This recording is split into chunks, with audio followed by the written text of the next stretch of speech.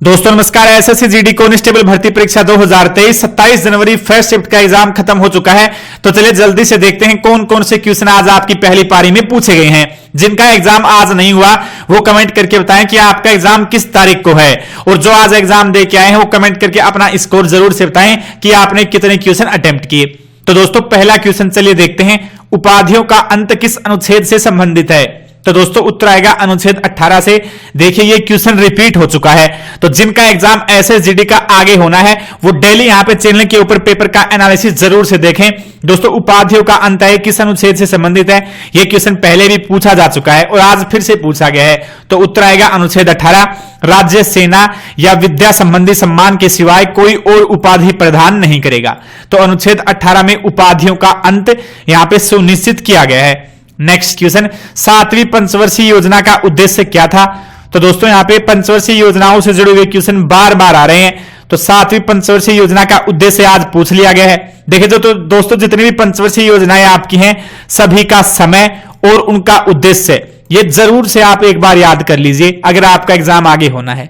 तो 7वीं पंचवर्षीय योजना का समय 1985 से 1990 और इसका मुख्य उद्देश्य सामाजिक न्याय के माध्यम से आर्थिक उत्पादकता बढ़ाने, खाद्यान्न उत्पादन और रोजगार पैदा करने के क्षेत्रों में विकास स्थापित करना था।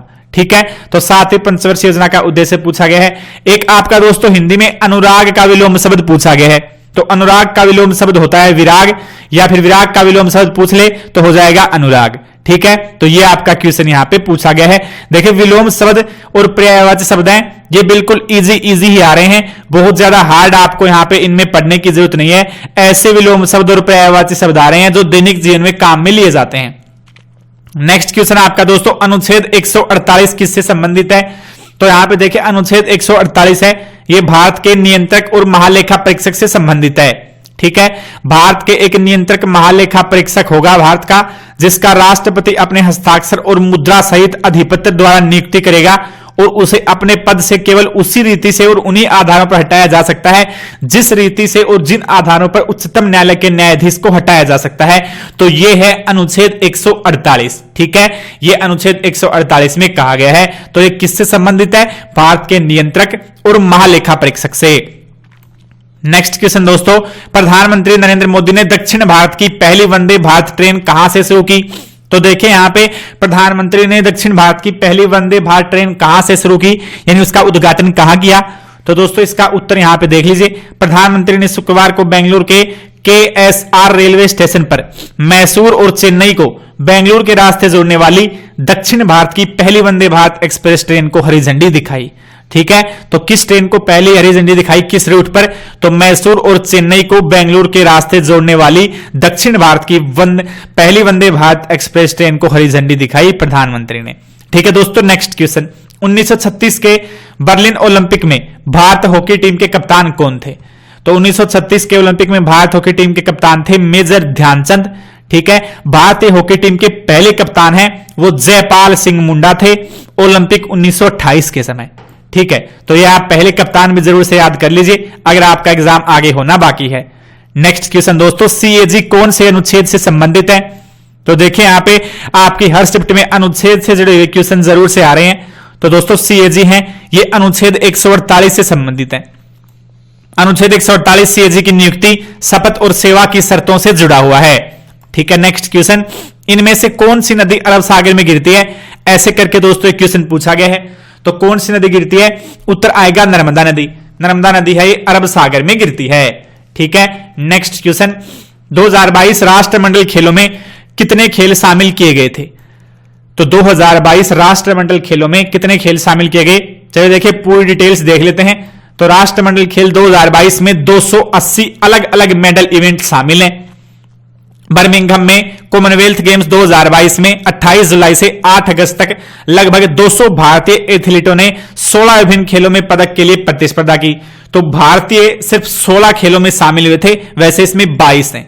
ठीक है, राष्ट्रमंडल खेल 1930 में शुरू हुए।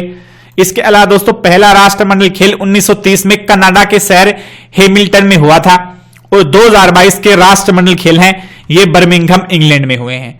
तो ये सभी फैक्ट्स आप जरूर से याद रखें अगर आपका एग्जाम आगे होना बाकी है। ठीक है, नेक्स्ट दोस्तों यहां पे उत्तराखंड के मुख्यमंत्री किस पार्टी से हैं। तो दोस्तों इसका उत्तर आएगा पुष्कर सिंह धामी, जो मुख्यमंत्री हैं ये भारतीय जनता पार्टी से हैं, यानी भाजपा से या बीजेपी से, जो भी ऑप्शन में होगा, ठीक है, इससे हैं। नेक्स्ट क्वेश्चन, सबसे कम जनसंख्या वाला राज्य कौन सा है? तो दोस्तों जनसंख्या है, इससे जुड़े क्वेश्चन काफी पूछे जा रहे हैं, ठीक है। तो देखिए 2011 जनगणना के इंपोर्टेंट क्वेश्चन आप जरूर से देख लें, हमने आपको करवाई दी है वैसे तो सभी, ठीक है। तो 2011 जनगणना के अनुसार यहां पे सबसे कम जनसंख्या वो सिक्किम की है, ठीक है, और सबसे ज्यादा जनसंख्या किसकी है? तो उत्तर प्रदेश की है, ठीक है। तो जनसंख्या की दृष्टि से सबसे बड़ा राज्य है उत्तर प्रदेश और सबसे छोटा है सिक्किम, और क्षेत्रफल की दृष्टि से सबसे बड़ा राज्य राजस्थान और सबसे छोटा गोवा, ठीक है। नेक्स्ट क्वेश्चन दोस्तों, कथक नृत्य की नृत्यांगना कौन है? तो ऐसे करके आपका एक क्वेश्चन पूछा गया है कि कथक नृत्य से संबंधित कौन है? तो दोस्तों कथक नृत्य की नृत्यांगना है सितारा देवी, जो भारत की प्रसिद्ध कथक नृत्यांगना थी, ठीक है। नेक्स्ट क्वेश्चन, कौन से ताप पर शरीर नियंत्रित रहता है? तो दोस्तों इसका उत्तर आएगा 98.6 फ़ारेनहाइट या फिर 37 डिग्री सेल्सियस। बात वही है, बस पैमाने का ही फर्क है, ठीक है। तो देखिए आज आपका 27 जनवरी फर्स्ट शिफ्ट में एसएससीटी एग्जाम में जो क्वेश्चन पूछे गए हैं मैंने आपको बता दिए हैं। आपका एग्जाम अगर आज था तो कैसा हुआ और आपने कितना स्कोर किया कमेंट करके जरूर से बताएं। ऐसे ही डेली पेपर का एनालिसिस देखने के लिए चैनल को सब्सक्राइब करके हमारे साथ जरूर से जुड़ जाएं। थैंक यू, जय हिंद, वंदे मातरम।